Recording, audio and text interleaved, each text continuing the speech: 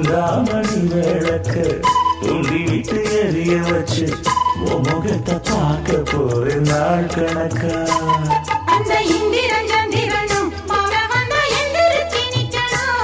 அந்த அம்மையும் ஊர்வசியும் மயிலுக்கு தொண்டுகள் செஞ்சிடணும்.